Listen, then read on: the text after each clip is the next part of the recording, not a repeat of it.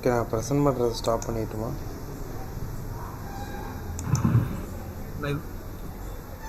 Okay, Black Arch Linux வந்து ISO download பண்ணிட்டோம். 15 GB file அது. அதை இப்போ நார்மலாக பிளாக் ஆர்க் லினக்ஸ் வந்து ஆர்க் லினக்ஸில் டூல்ஸ் ஆட் பண்ண ஒரு வெர்ஷன் தான் பிளாக் ஆர்க்கு.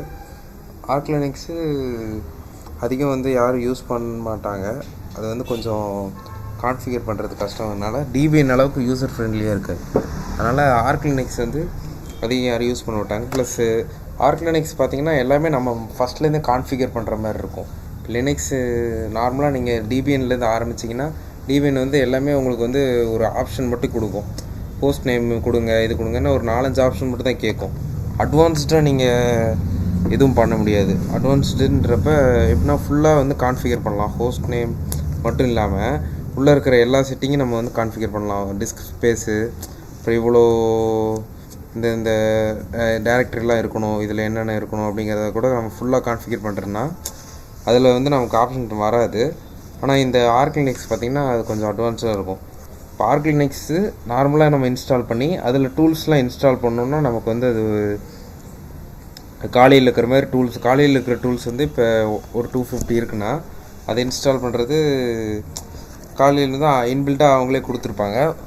அதை இன்ஸ்டால் பண்ணணுன்னா வேறு ஏதாவது ஒரு நம்ம வச்சுருப்போம். அந்த கேட்டூலின்னு அந்த கிட்டப் ஃபைல் இருக்குது, அதில் இன்ஸ்டால் பண்ணோம்.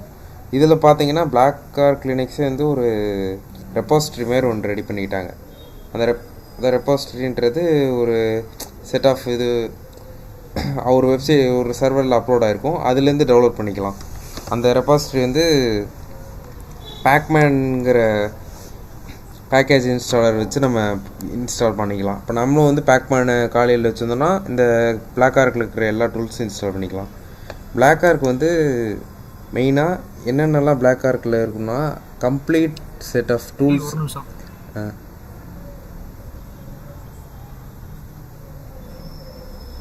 சொல்லுங்கள்.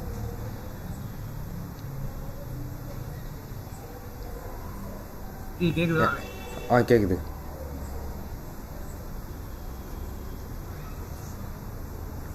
ஓகே, கேட்குது. இப்போ நம்ம லைவில் தான் இருக்கிறோம்.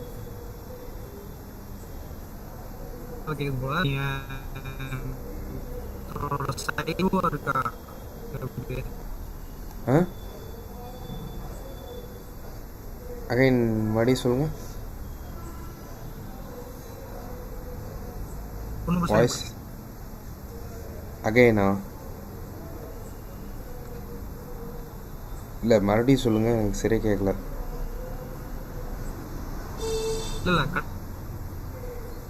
கண்டினியூவா? ஓகே. இப்போ இந்த டூல்ஸ்லாம் வந்து டோட்டலாக பிளாக் ஆர்க்கில் வந்து இந்த செக்ஷன் மாதிரி வச்சு அதை வந்து நம்ம பேக்மேன் வச்சு இன்ஸ்டால் பண்ணிக்கலாம் நார்மல் ஆர்க் லினக்ஸில். ஆனால் இது எல்லாமே அதாவது மொத்தமாக வந்து இத்தனை இங்கே இருக்கிற எல்லா செக்ஷனுமே வந்து அது ஒரு பேக்கேஜாகவே வச்சுருப்பாங்க. இந்த டோட்டல் பேக்கேஜையும் சேர்த்து எவ்வளோ டூல்ஸ் இருக்குன்னா 2500 டூல்ஸ். ஆனால் வந்து இந்த 2500 டூல்ஸையும் வந்து ஒரு பர்பஸுக்காக வச்சுருப்பாங்க. ஆனால் அது எல்லா இடத்துலையும் எல்லாமே யூஸ் ஆகாது. அதனால் இந்த லினக்ஸ் வந்து அந்தளவுக்கு ஃபேமஸாக இல்லை. இப்போ 15 GB யாரும் வந்து ஒரு லினக்ஸ் வந்து டவுன்லோட் பண்ணி அதிகம் இவ்வளோ டூல்ஸ் ப்ளஸ் ஸ்டெபிலிட்டி பார்த்திங்கன்னா அந்தளவுக்கு வந்து கிடையாது. நம்ம உபுண்டுவில் எதிர்பார்க்குற மாதிரி. இப்போ உபுண்டுவில் பார்த்திங்கன்னா லைவாக வந்து அதாவது லைவ் பேட்ச்சு இந்த ஆப்ஷன்லாம் இருக்குது. இப்போ ஏதாவது ஒரு பக்கு வந்துச்சுனாலும் இது பண்ணாலும் ரிப்போர்ட் நம்ம இது பண்ணோன்னா அது அதுக்கு ஒரு கம்யூனிட்டி இருக்குது. அவங்க வந்து ரெகுலராக வந்து அதை வீக்லி இல்லை மந்த்லி வந்து அந்த பக்கை செக் பண்ணி பார்ப்பாங்க, அதை சரி பண்ணிவிடுவாங்க. லேட்டஸ்ட் அப்டேட் வந்துக்கிட்டே இருக்கும். ஆனால் பிளாக் ஆர்க் பார்த்திங்கன்னா அந்த மாதிரி இல்லை. இவங்க வந்து சும்மா அவங்க வெப்சைட்லேயே வந்து அதை மெயினாக வந்து போட்டிருப்பாங்க. இந்த மாதிரி நாங்கள் வந்து ஒரு கம்யூனிட்டி பேஸ்ட்டு நாங்கள் நார்மலாக எங்கள் சாட்டிஸ்ஃபேக்ஷனுக்காக ஒரு டூல் சும்மா ஒரு ஓஎஸ் மாதிரி ரெடி பண்ணியிருக்கோம். இது வந்து பர்மனெண்ட்டு ஒரு நார்மல் ஓஎஸ் மாதிரி விண்டோஸ் இது மாதிரி வந்து நம்ம யூஸ் பண்ணால் அதில் ஏதாவது ப்ராப்ளம் வந்தால் அது அவங்க நம்மள தான் பொறுப்பு அப்படின்னு போட்டிருக்க மாதிரி. அதனால் இந்த ஓஎஸ் வந்து ஸ்டேபிளானது இல்லை. ஆனால் வந்து இந்த இதில் இருக்கிற டூல்ஸ் இதெல்லாம் பார்த்திங்கன்னா யூஸ்ஃபுல்லானது. அதை வந்து நீங்கள் இது விர்ச்சுவல் பாக்ஸில் இன்ஸ்டால் பண்ணிக்கிட்டீங்கன்னா ஓகே. இதை வந்து மெயின் ஓஎஸை யூஸ் பண்ணுறது வந்து நான் என்ன செக் பண்ணி பார்க்கல. மேக்ஸிமம் எல்லா இடத்துலையும் செக் பண்ணதில்லை. இது வந்து மெயின் ஓஎஸாக யூஸ் பண்ண மாட்டாங்க எங்கேயுமே. பேரட் ஓஎஸ் கூட வந்து ஸ்டேபிள், பேரட் ஓஎஸ் காலி கூட ஸ்டேபிளாக இருக்குது. ஆனால் இது வந்து ஸ்டேபிளாக இருக்காது. ஹலோ ஜி, கட் ஆகிட்டிங்களா?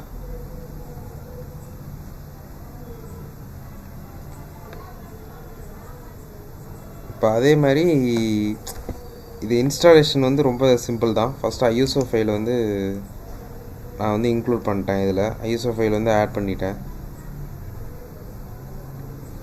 ஜி கேக்குதா?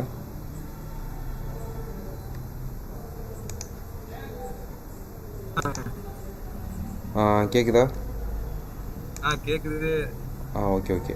அதான் இப்போ ஐஎஸ்ஓ ஃபைலை வந்து நான் ஆட் பண்ணிட்டேன், 15 GB ஃபைலை. அதுக்கப்புறம் வந்து ஒரு ஹார்ட் டிஸ்க்கு, நார்மலாக வந்து ஒரு ஹார்ட் டிஸ்க் ஃபைல் ஒன்று ஆட் பண்ணியிருக்கேன். விடிஐ ஃபைல் வந்து ஒன்று ஆட் பண்ணியிருக்கேன். இன்ஸ்டாலேஷன் பார்த்தீங்கன்னா ஃபஸ்ட்டு டெர்மினல் ஓப்பன் பண்ணிக்கணும்னு, அதாவது ஒரு லாகின் பேஜ் வந்துச்சு, ரூட்டு, அப்புறம் பிளாக் ஆர்க் கொடுத்தேன், உள்ளே வந்துச்சு. இப்போ நார்மலாக ஒரு டெர்மினல் ஓப்பன் பண்ணி அதில் வந்து பிளாக் ஆர்க் இன்ஸ்டால் அப்படின்னு கொடுக்கணும்.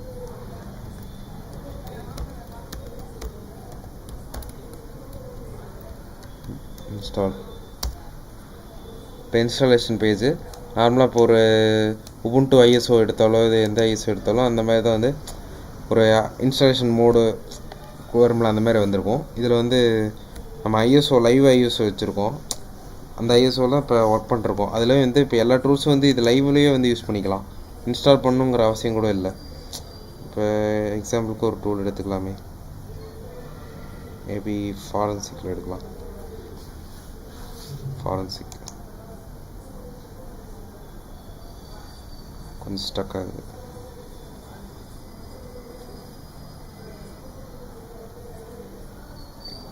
ஏதோ ஒன்றில் நான் நெட்வொர்க்கிங் பார்க்குறேன்.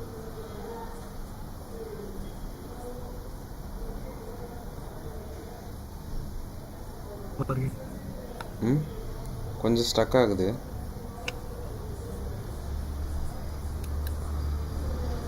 இப்போ வந்து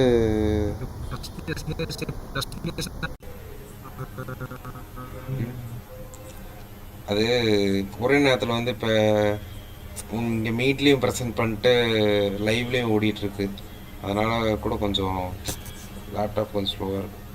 இப்போ இதில் ஏதாவது ஒரு டூல் இப்போ எடுத்தாலும் லைவாக வந்து ரன் பண்ணோன்னா அது வந்து ரன் ஆகும், எந்த பிரச்சனையும் இல்லை. லைவ் வாய்ஸாகவே இது யூஸ் பண்ணிக்கலாம், இன்ஸ்டாலேஷன் கூட தேவையில்லை. ஆனால் நான் வந்து இது இன்ஸ்டால் பண்ணிவிட்டு இது ஐஎஸ்ஓ வந்து எடுத்து விட்றலாம் அப்படின்ட்டு இருக்கேன். இப்போ அப்போ தான் வந்து ஒரு ஒரிஜினல் ஃபீல், ஃபுல் ஃபீல் கிடைக்கும். இது வந்து நார்மலாக இது வேணால் எக்ஸிட் பண்ணிடலாம். இப்போ வந்து இது 2 மோட் செலக்ட் பண்ணிக்கலாம். ஃபஸ்ட்டு அவுட்புட் இது என்ன கேட்குது? ஃபஸ்ட்டு வந்து இந்த இப்போ நம்ம இன்ஸ்டாலேஷனில் எந்த மாதிரி இப்போ அவுட்புட் வரணுமா, அதாவது இன்ஸ்டால் பண்ணுறதுல ஒவ்வொரு ஸ்டெப்பும் தெரியணுமான்னு கேட்குது. 2 கொடுக்கலாம், தெரியணும். லோக்கலுங்கிறது நமக்கு தெரியும், அது வந்து லாங்குவேஜ் நம்ம என்டர் கொடுத்தா டிஃபால்ட்டாக யூஎஸ் லாங்குவேஜ், அது அமெரிக்கன் இங்கிலீஷ் வந்துடும். கீமேப் கீபோர்டு எந்த லாங்குவேஜ்னு அதுவும் டிஃபால்ட் யூஎஸ் தான், அதே நம்ம கொடுத்துடலாம். ஹோஸ்ட் நேம் சும்மாடா நான் ஐபி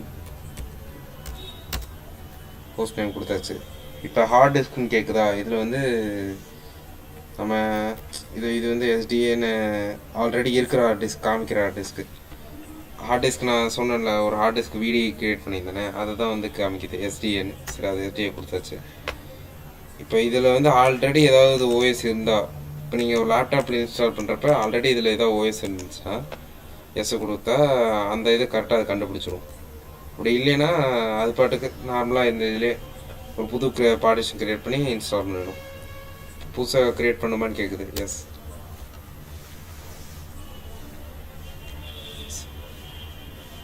அதாவது இது வந்து என்ன லேபிள்ன்றது, ஹார்ட் டிஸ்க் என்ன டைப்புன்னு அது டிஓஎஸ் தான் கொடுக்கணும்.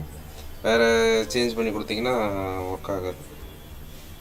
இப்போ ஆல்ரெடி இங்கே எவ்வளோ போட்டிருக்குன்னா 93 GB, அதாவது நான் கொடுத்து வச்சிருந்த வீடியோ ஃபைலு தான் அந்த ஹார்ட் டிஸ்க்குன்னு சொன்னேன்ல, அது ஃப்ரீ ஸ்பேஸ் தான். 93 GB ஃப்ரீ தான். வந்து இதிலே அப்படியே ரைட் பண்ணிடலாம். நம்ம வந்து இதில் எதுவும் ஆட் பண்ண வேணாம், இல்லை இதிலே ரைட் பண்ணிடலாம். ஓகே, இப்போ ரைட் பண்ணியாச்சு. இது குவிட் பண்ணிடலாம். அடுத்தது வந்து இந்த டிஸ்க் சிங்க் ஆகிட்டுருக்கும். ஃபுல்லி என்கிரிப்டட் ரூட் அப்படின்னா நம்ம சேஃப்டி, அதாவது இதில் வந்து இதுவும் வந்து செக்யூரானது தான்.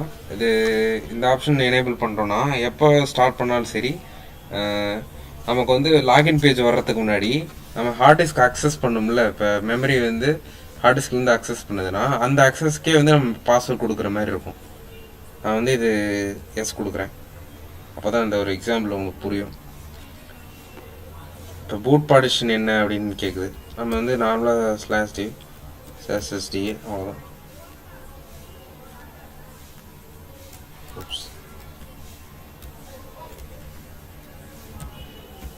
/d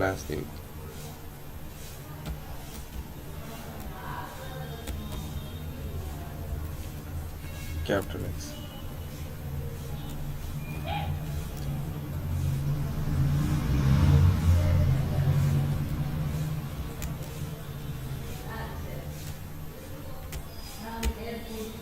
அதாவது இதில் வந்து இப்போ /d 1 அந்த பார்ட்டிஷன் வந்து என்ன பார்ட்டிஷன் கொடுத்தோன்றது வந்து ஞாபகம் வச்சுருக்கோம். நான் வந்து இப்போ என்ன பார்ட்டிஷன் கொடுத்தேங்கிறத பார்க்கல. அதனால்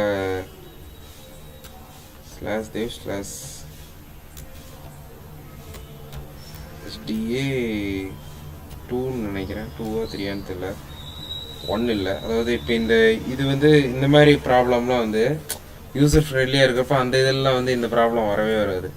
அதில் வந்து நார்மலாக வந்து எப்படி இங்கே எந்த ப்ராப்ளமே வராது. இந்த மாதிரி ப்ராப்ளம் வந்து இது பூட் பார்ட்டிஷன் இது பண்ணுறது, ரூட் பார்ட்டிஷனு, இதெல்லாம் வந்து இந்த இன்ஸ்டாலேஷன் அப்போ அது வந்து மேனுவலாக, இப்போ நம்ம இதெல்லாம் மேனுவலாக பண்ணணும், அதெல்லாம் ஆட்டோமேட்டிக்காக பண்ணிடும். இப்போ 2 இல்லை, இப்போ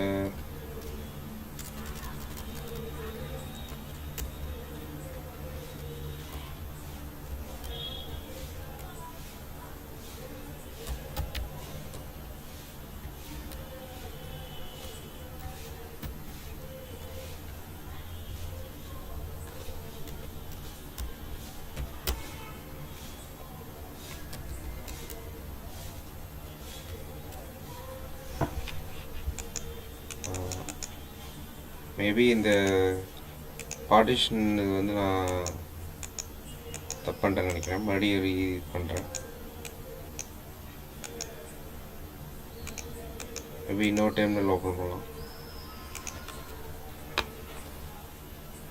இதில் இந்த பிளாக் ஆர்க்கில் இந்த மாதிரி ஒரு தப்பு நிறைய டைம் பண்ணியிருக்கேன். இந்த பிளாக் ஆர்க் வந்து இன்ஸ்டாலேஷன் பார்த்தீங்கன்னா ஒவ்வொரு டைமும் வந்து புதுசாக பண்ணுற மாதிரியே ஃபீலாக இருக்கும். மறுபடியும் எப்போ பார்த்தாலும் ஒரே மாதிரி தான் பண்ணிகிட்டு இருப்பேன்.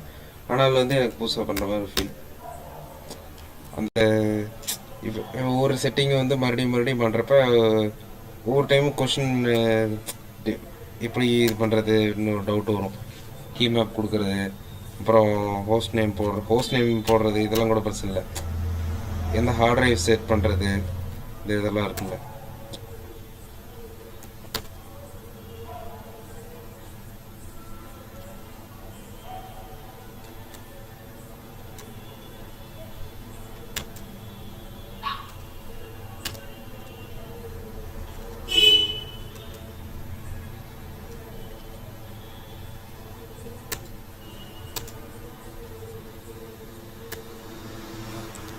இது ரைட் பண்ணிடலாம்.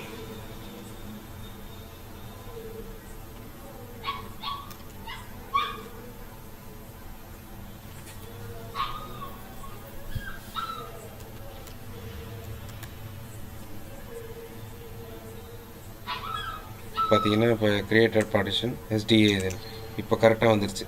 இப்போ SDA தானே. இப்போ வந்து நம்ம ஃபைல் சிஸ்டம் சூஸ் பண்ணுவோம். எப்பயுமே வந்து XT4 கொடுங்க. சரி, ரூட் பார்ட்டிஷனும் வந்து /dev/SDA வச்சிடலாம். ஏன்னா வந்து அதுவும் ஒரே பார்ட்டிஷன் தான் வச்சுருக்கோம். நம்ம நிறைய பார்ட்டிஷன் வச்சுருக்கலாம். ஒரே இதையும் வந்து 4ஆக பிரித்து அது மாதிரி கூட வச்சுக்கலாம். நான் வந்து இதில் ஒன்றிலே வச்சிட்டேன். அப்போ தான் ஈஸியாக வந்து இது பண்ண முடியும். கரண்ட் பார்ட்டிஷன் டேபிள் இப்போ பார்ட்டிஷன் வந்து எந்தெந்த இடத்துல இருக்கும் அப்படிங்கிறதுக்கு போடுறேன். கரெக்டுங்கிறதுக்கு ஒய் கொடுக்கணும். ஒய் கொடுத்துடலாம். ஃபார்மேட் பண்ணுவோம். அதாவது நார்மலாக எல்லா ஓஎஸ்லையும் நடக்கிறது இதுதான் ஆகட்டும். Creating good partition.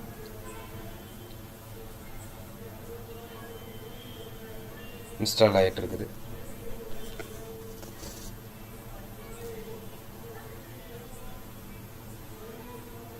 ஆனால் இது இன்ஸ்டால் பண்ணுறது கூட ஒரு பிரச்சனை இல்லை. ஆனால் இப்போ அடுத்து வந்து இந்த டூல்ஸ்லாம் இருக்குல்ல, அது ஒரு இன்ஸ்டாலேஷன் தான் வந்து ரொம்ப டிலே ஆகும்னு நினைக்கிறேன்.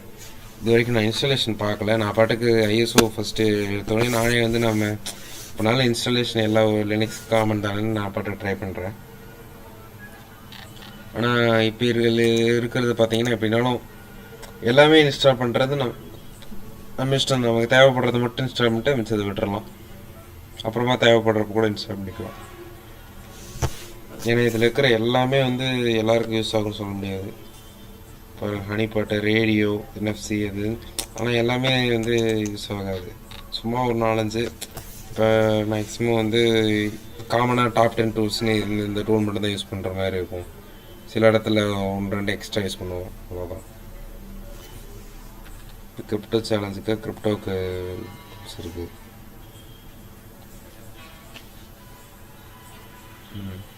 இவ்வளோ டூல்ஸ் இருக்கா. இந்த எக்ஸ்ஆர் என்கிரிப்ஷனுக்கு டூலு, ஒவ்வொரு என்கிரிப்ஷனுக்கு டூல் வச்சுருப்பாங்க போல்.